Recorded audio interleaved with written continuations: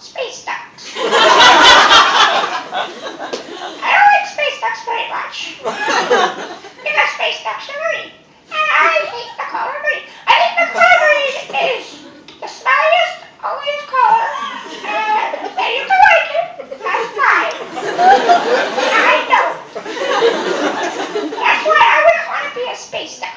I would just like to be a regular duck with bubble on a rocket ship.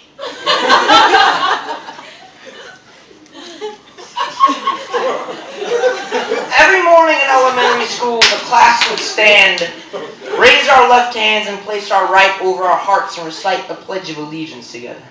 I pledge allegiance to the flag of the United States of America and to the republic for which it stands, one nation under God, justice for all. You know the part where it says one nation under God, indivisible? I always thought it was invisible. And that seemed really cool because it was like superpowers or something.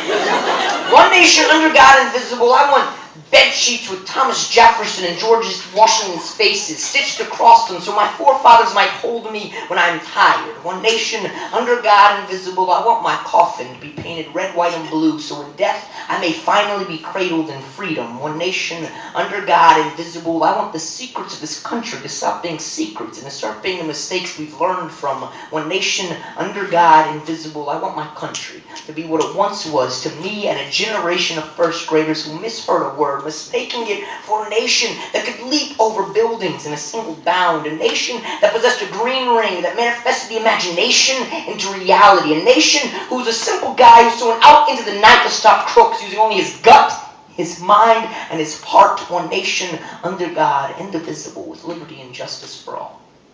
I used to hear that every morning. Every morning we had liberty and we had justice to give to all.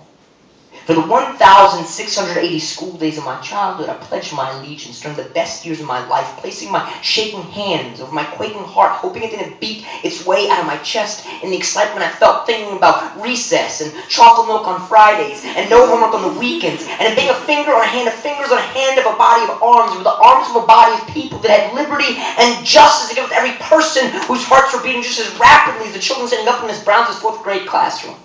In an innocence of kickball and cooties, I pledged my allegiance, and I still pledge my allegiance to an innocence of kickball and cooties, foursquare and pigtails and garbage pail kids, and knowing that where I lived was just that. One nation under God, invisible in its lines and fences, instead of one nation invisible in its presence. I know this country's at heart beating inside the chest of an excited little boy trying to be patient and learn about the world, but he's too afraid to lift his palm and let his blood sing, because he's afraid that being alive means dying, because he's afraid to let the red pulsating muscle that is no bigger than his fist but so much more lead him through life.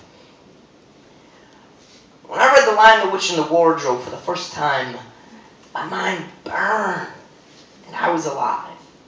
When I saw E.T. for the first time, my mind burned and I was alive. When I danced to Baloo singing the bare necessities, running round and round our living room, how my mind burned. When I was 6 years old, I had all the answers to all the questions I wasn't asking, and no need for the ones I was. When my mind burned and I was alive, I made many pledges to a flap of dyed fabric that hung limply at the front of the classroom, holding forgotten colonies and faded stars, and I just want a breeze to blow through an open window and lift it on up so we can start making good on those promises.